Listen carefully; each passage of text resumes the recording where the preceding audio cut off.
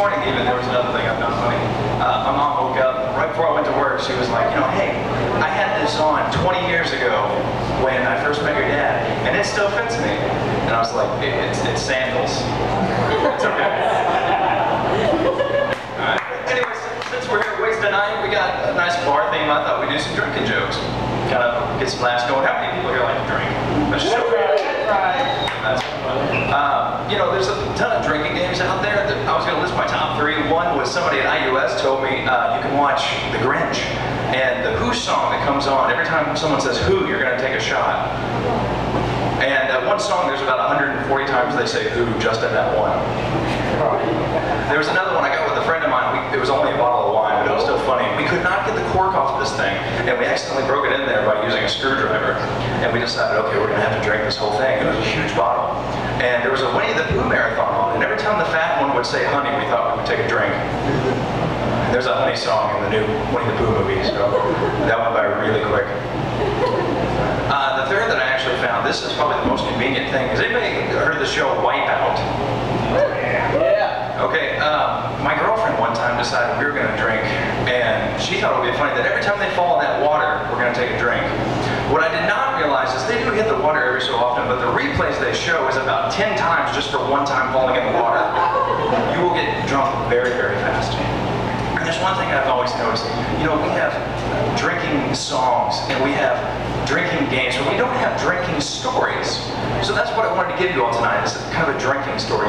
And bear with me, this is going to get really entertaining really quick.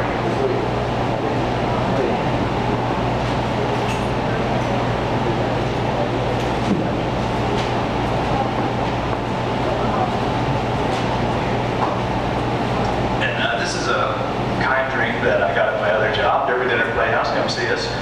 This is Grey Goose, it's a type of vodka.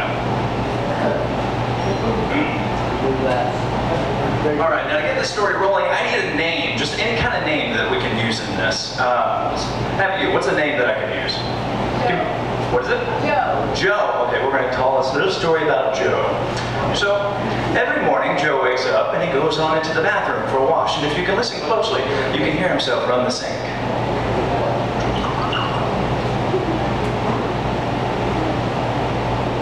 If I remember correctly, he's got a pretty big sink.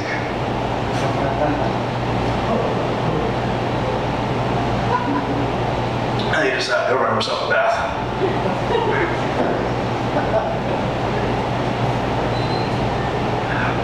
And then he goes on downstairs for his breakfast. And he pours himself some orange juice.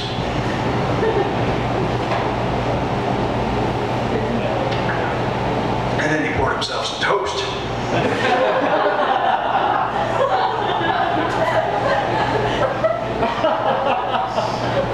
And a runny egg.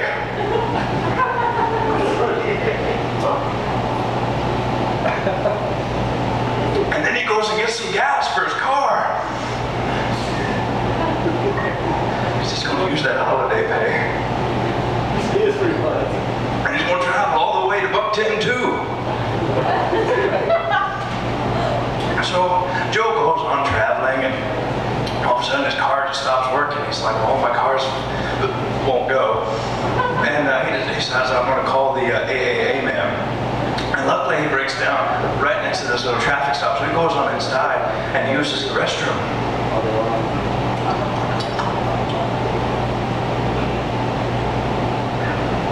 And then he washes his hands again.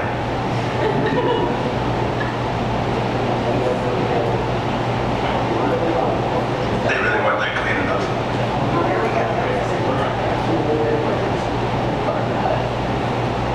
And so he finally gets done and he walks outside and he sees the AAA man. He says, so what's wrong with my car, AAA man?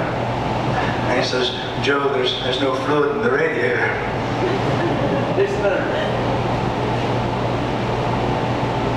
There's no fluid in the windshield wipers.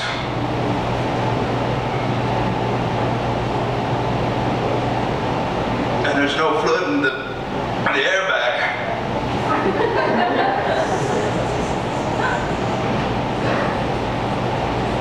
So Joe said, what do I do, AAA man? And he said, well, there's one thing wrong with your car. And he said, well, what is it? And he said, crap in the carburetor. I said, well, why do I have to do that?